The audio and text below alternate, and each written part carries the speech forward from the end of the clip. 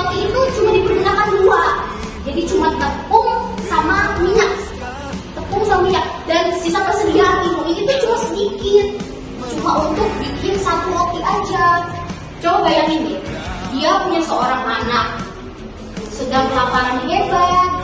Tapi dia punya persediaan tepung sama minyak cuma untuk satu roti. Tapi Elia bilang ini, kamu lakukan saja seperti apa yang aku perintahkan. Karena Tuhan pernah berfirman bahwa tepung dalam tempayan dan minyak dalam bumbu-bumbu tidak akan habis sampai masa kelaparan selesai. Jadi sampai waktu kelaparan nanti, waktu kelaparan selesai, tepung, persediaan tepung dan minyak itu nggak bakal habis. Percaya nggak? Percaya. Nah, jadi di sini seorang ibu itu tetap memasak roti itu seperti apa yang diperintahkan oleh Elia. Jadi roti itu tuh dipergunakan untuk memberi makan Elia, sedangkan anaknya dia aja masih belum tahu dia sama anaknya bakal makan apa. Coba adik-adik pernah nggak misalnya punya makanan atau minuman, kalian lagi mau makan sedikit, tapi temennya minta mau kelaparan, kalian bakal kasih atau enggak? Kasih. Bagus. Bisa lanjut. Nah, di sini waktu seorang ibu itu kasih makanan ke Elia, waktu dia balik ke dapur, dia melihat kalau tempayan sama bumbunya itu penuh. Dia kaget. Terus dia bersyukur kepada Tuhan. Tuh, lihat muka anaknya sampai muka anak sama ibunya seneng banget kan? Belum sampai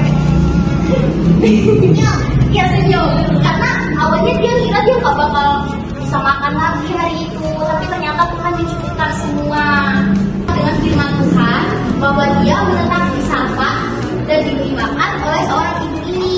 Nah, dia menetap itu selama beberapa bulan sampai lebih dari 2 tahun. Coba lagi, 2 tahun itu sudah berapa lama coba? Lama banget kan? Terus selama itu si Elia hidup sama ibu ini dan dicukupkan dengan minyak dan tepung yang dicukupkan oleh Tuhan. Keren kan? Keren. Lanjut. Nah, pada suatu hari anak seorang ibu ini tuh jatuh sakit sampai meninggal. Dia jatuh sakit sampai meninggal. Terus seorang ibu ini bertanya ke Elia, ini kenapa? Ketika kamu datang ke sini, anakku sakit seperti ini. Terus lanjut. Nah, pada saat itu Elia gendongkan anaknya ke kamarnya. Pada saat itu Elia berdoa, Tuhan, ini rencanamu. Kenapa mau melakukan ini? Sudah, dia ngomong gitu, Tuhan, ini kenapa bisa terjadi?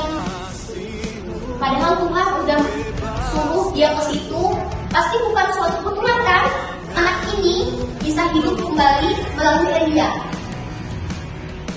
Jadi kuasa Tuhan itu menghidupkan kembali anak ini melalui Elia. Makanya Elia perlu ini supaya kuasanya mengalir. Kan? Apa yang kita tabur itu yang akan kita tuai. Oke? Jadi kita jangan pernah takut dengan apa yang kita punya. Kita jangan sampai nggak mau membanding orang lain. Oke? Oke.